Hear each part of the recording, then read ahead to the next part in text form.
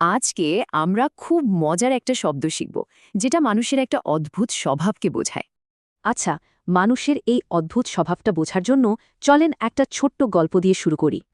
ধরুন আপনাকে কেউ বলল এই সহজ আর নিরাপদ রাস্তাটা দিয়ে গ্রামে যাও।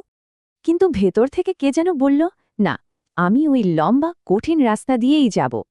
কোনো কারণ ছাড়াই ঠিক উল্টোটা করার এই যে একটা ইচ্ছা, এর জন্য ইংরেজিতে একটা দারুণ শব্দ আছে। শব্দটা হলো পারভার্স। চলেন দেখি এটা দিয়ে ঠিক কী বোঝানো হয়। এর মানে হলো জেনে শুনে ইচ্ছা করে অযৌক্তিক বা একগুয়ে একটা আচরণ করা। তাহলে ব্যাপারটা কি দাঁড়ালো?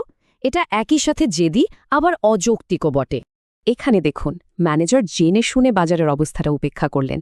এটাই ছিল একটা পারভার্স সিদ্ধান্ত।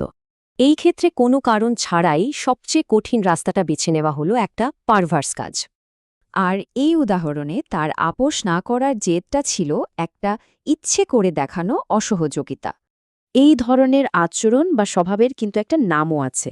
চলেন এবার নাউন ফর্মটা দেখি। পারভার্সিটি হলো পারভার্স হওয়ার এই স্বভাব বা গুণটা, মানে একগুয়েমি করার অভ্যাস। তাহলে পার্থক্যটা কি? পারভার্স হলো কাজটা, আর পারভার্সিটি হলো ওই একগুয়ে স্বভাবটা। এই বাক্যে দলটার একগুয়ে স্বভাবের কারণেই তারা ভালো স্ট্র্যাটেজি বাদ দিয়েছিল এবং ফেল করে। তাহলে পারভার্স শব্দটা সহজে মনে রাখার উপায় কি? এই পয়েন্টগুলো খেয়াল রাখা যেতে পারে। এবার একটু ভাবুন তো, কোনো গল্পে বা মুভিতে কি এমন কোনো চরিত্র দেখেছেন